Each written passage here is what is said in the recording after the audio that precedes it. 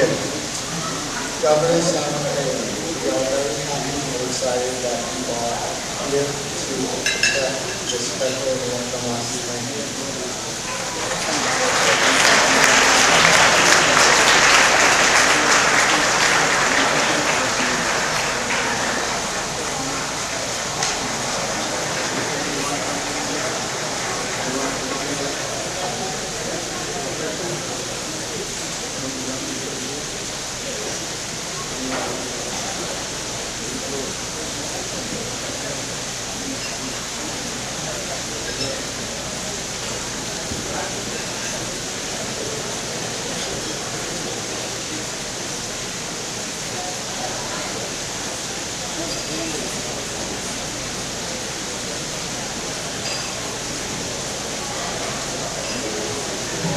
Well, thank you so much. I cannot tell you what an honor it is to be here. Thank you.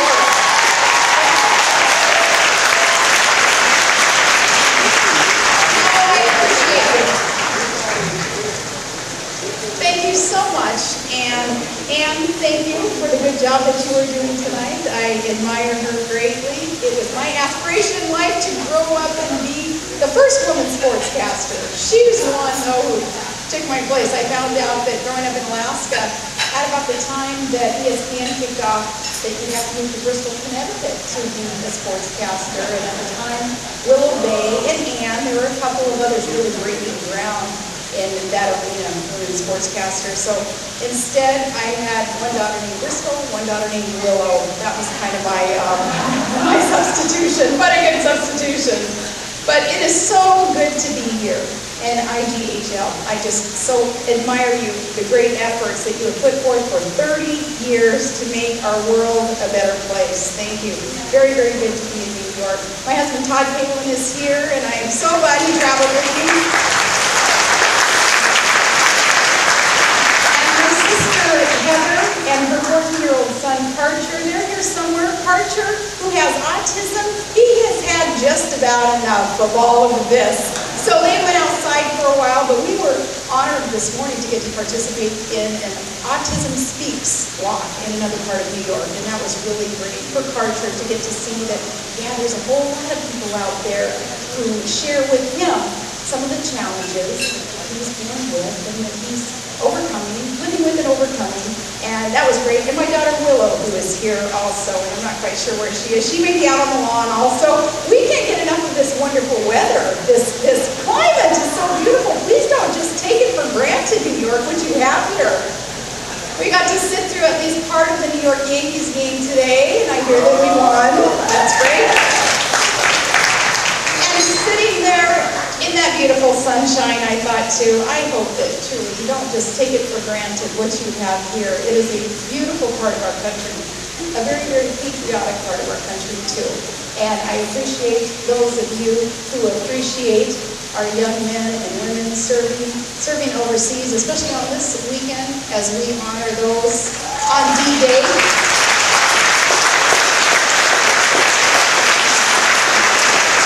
In fact, when I walked in tonight, Mr. Fletcher handed me a card, and he's here tonight, and he handed me a picture of his son.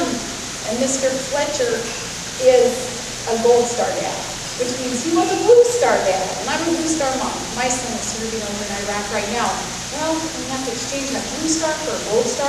That means your son made the ultimate sacrifice, and Mr. Fletcher's son did.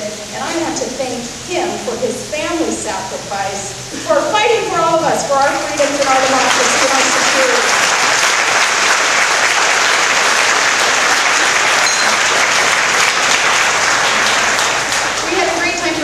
In Auburn here too, where the founder really of the purchase of Alaska so many years ago, William Seward, his hometown Auburn, they had Founders Day there. They were honoring Alaska's 50 years of statehood, and it was really neat to be there and really get a sense of the history of that town, of New York itself, and the people who lived in that part of the country, Susan B. Anthony and Harriet Tubman, those who fought so hard for equality and human rights. And I think today how relevant their efforts were to what you all are doing today. still working extremely hard for human rights and equal rights for the men and women and the children who are born with special needs in our country. And there's something special about New York when you consider the roots here, those recognizing roots of the sanctity of life and of how important it is to respect all human beings, no matter their levels of ability.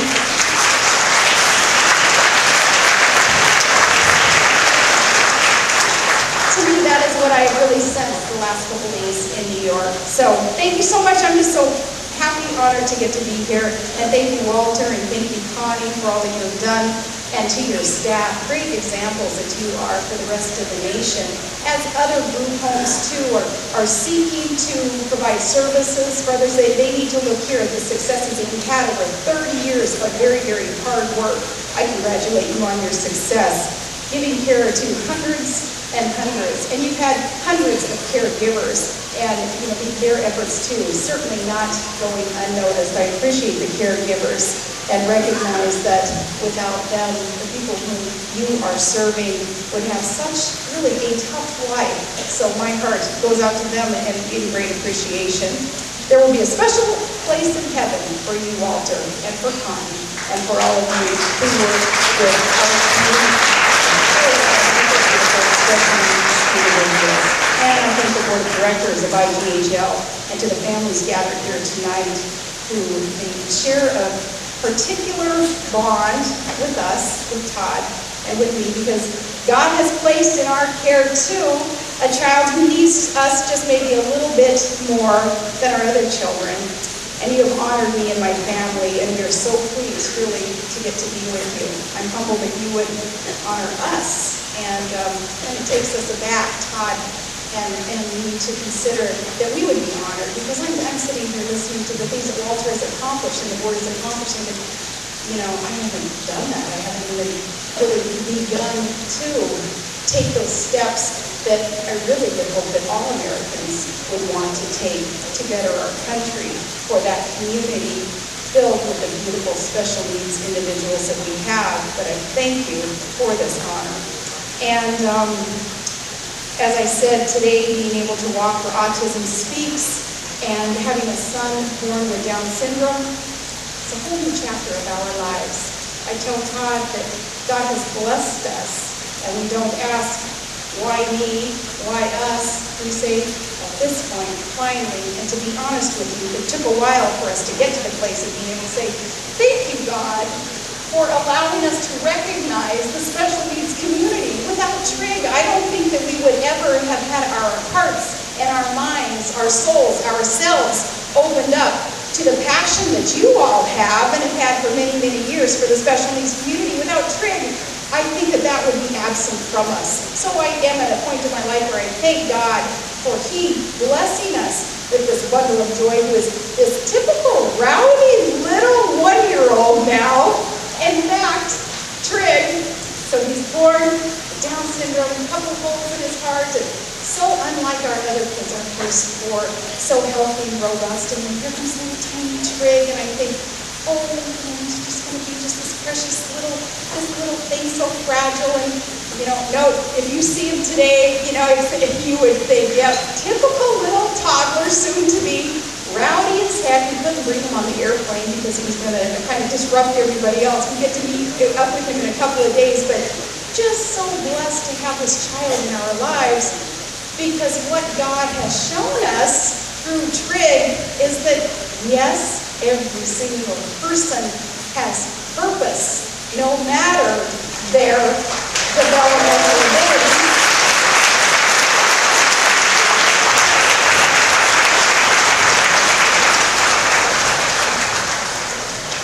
I said it during the campaign, and I want to say it again, to all the parents of special needs children and families of special needs adults and friends of special needs, that you do have an advocate. And it's not just me, but it's so many Americans not understanding perhaps what they can do to help. And that's something, Walter, that we can do too, to reach out and let people know what the practical things are that they can do to help. But I am an advocate. And just because our ticket plays second out of 2, You still have an advocate for the cause.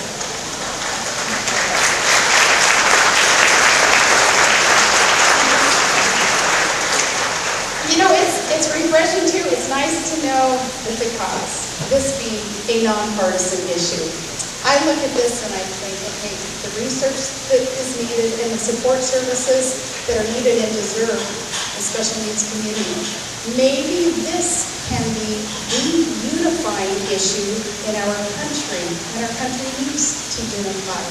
People put partisan differences aside, all demographics, everything else aside, and unify around an issue like this, where we can respect every human life, and we can find measures to take to better the lives of those born with special needs, and let's put the special back into special needs.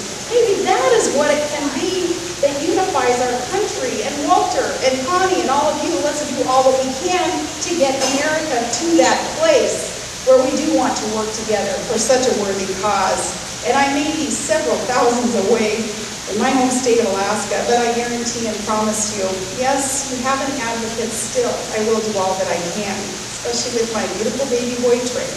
I know that so many of what you have known for a lot longer than I have, I'll admit. You know, these precious blessings are a gift from God. And yet sometimes we do need a helping hand, and that's why the Independent Group Home Living Foundation is so important. And I thank you for financially supporting the group. Independence and freedom, they're cherished rights for every citizen, regardless of their ability level. So what you currently do and what you're going to continue to do really is a gift to all America. And I know that this, again, is your 30th anniversary. I congratulate you. My 1-year-old was born at a time when there were many services and a lot more educational needs. Service needs is what we had found about special needs children than there used to be. When you started in the late 70s, Walter, you were the pioneers in this. And you offered dignity and you offered independence instead of basically, candidly, instead of just warehousing people, you offered that dignity. And I know that we all have a long way to go in understanding all that there is to know about special needs children and adults. It's such a mystery. But I thank God for groups like IGHL and for all of you who have so many other places where to go tonight and where to spend your time and where to spend your money. But you are choosing to be here and to support this great cause. And I love that part about America. We know how to give because that truly is a more blessed thing to do. America is the most generous country on earth, and I'm so proud to be American and recognizing that here you all are such an illustration of that. I'm so glad of that.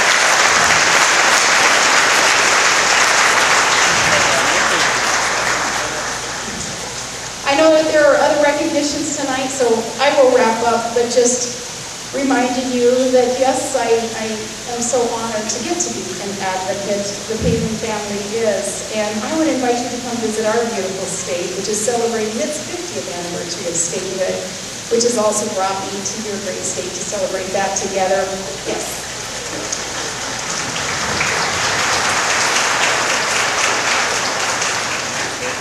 So with IGHL and with my family, with all of us working together, I so look forward to the next 30 years and doing all that we can to show that respect and that honor to all of the wonderful, wonderful people who are the residents and the caregivers and the donors to this wonderful home and other homes like it.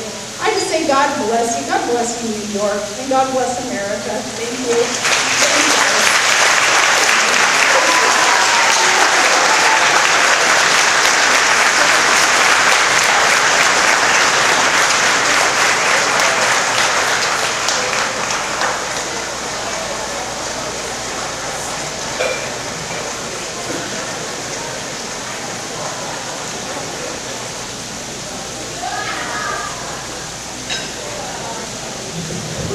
Thank you, Governor Palin.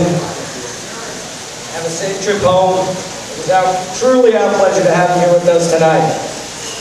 Now we have a special surprise. We have somebody that we met earlier this evening that quickly became a friend of IGHL. He had to go back and take care of some family business. But we do have here as our guest, and this is a deviation from our program, Mr. Sean Hannity from Fox News Network.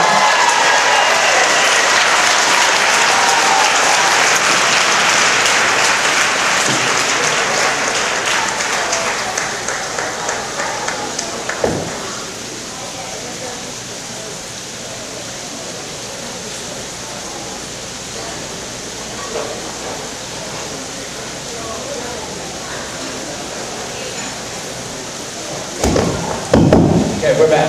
A liberal must be in charge of the microphone.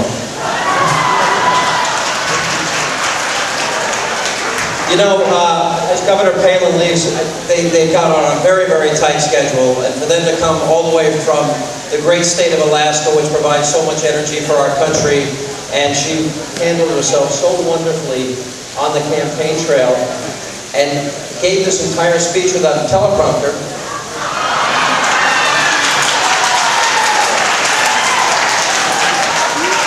But obviously, Governor, this was from your heart, and I see your husband Todd is with you. Thank you for coming to our hometown of Long Island, New York, where I was born and raised.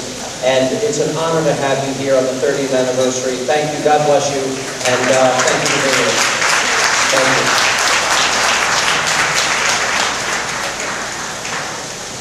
you. It's so great to... How are you?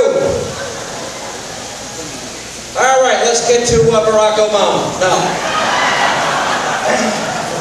You know, I was not prepared to speak today, and I was here, and Governor Palin will be my special guest tomorrow on Hannity on the Fox News channel. But it really is, and I see Congressman Peter King is here, a very dear, good friend who's been a very good friend of our radio program and Fox News for a long time. Congressman King, thank you for being here as well today. By the way, this is my first public appearance since Hannity evolved from Hannity and Combs.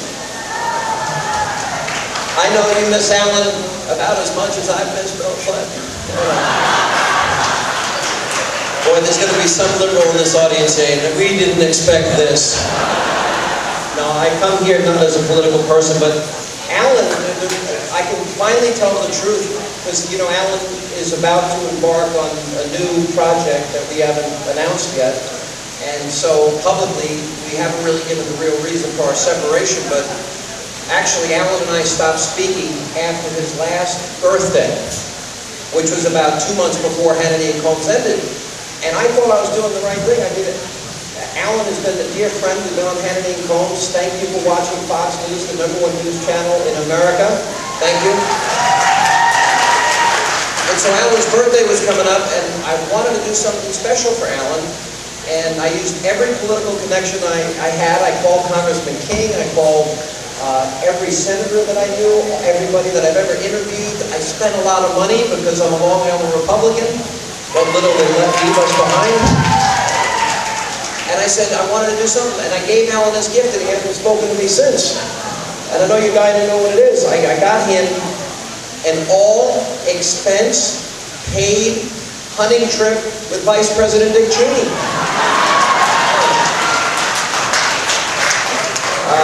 I am not really here to be political, as you can tell. In all honesty, you know, I met the people from IGHL when I was outside. I got a few minutes with Governor Palin that we're going to air tomorrow night. And I know her passion and her commitment to this cause that now many of you have been involved in for a full 30 years. When I read the mission statement, which says for IGHL for 30 years that you are providing quality programs, you are providing services, you are providing support for those people in need of the expertise in caring for people who are developmentally disabled and other related services, and that you are working with New York State, and that you're working with community leaders and families, and you're serving other people. You know, I really believe, as a kid that grew up on Long Island, Franklin Square, by the way, in case you're interested, thank you. And a lot of people in my business, radio and TV, you don't ever get to work back in the home market where you grew up in. And I lived in Rhode Island 5 years, in California 5 years, in Alabama 2 years. They used to make fun of me down there. They say, Sean, how you doing, man? And I'd say, how you doing? Good to talk to you. Welcome to Talk Radio. Can I have some coffee? Man, you talk funny. That's what they told me. And then I lived in Atlanta, but it's an honor to be back home. And I met my bride in Alabama, but more importantly, I think whenever we can serve other people in need in our lives, we are serving a higher calling. I have been and continue to be as pro-life as anybody that I know, because, thank you.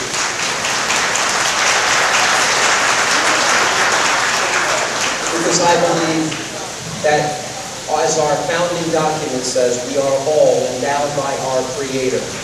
One day we'll all find out the end of the mystery, what life is all about.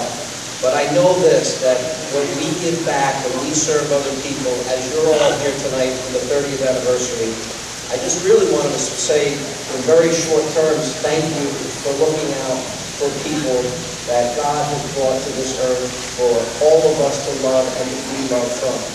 And every single soul offers so much, because every single soul is created by God. And I wanted to say that my wife and I don't talk about the charity that we're all involved in, but we help, along with the Youth for Christ on Long Island, we help buy a home for troubled teens and troubled youth and troubled families, because there wasn't one that existed here on Long Island. And it's a passion of my wife, and it's a passion of our friends, and it's really an extension of our faith and the things that we believe strongly in. And I think in many ways, based on what you're doing here at IGHL, it's an extension of your mission. And so in that sense, I'm really just here as I had an opportunity. They asked if I would say a few words. I just want to say thank you. Because, you know what, as this country, we may have political disagreements, philosophical disagreements, but when you see the generosity in this room, and the next room, and the next room, Governor Palin is a pretty good draw. You know, I wish you would all come out to my events. But in that sense, you really, may God bless you for all that you've done. And thank you, because you're making our home, Long Island, a better place for every single child, every single person. And from the bottom of my heart, this is not political. Democrat, Republican, conservative, even if there's a lib here. Thank you. And God bless you in your mission. Thank you very much.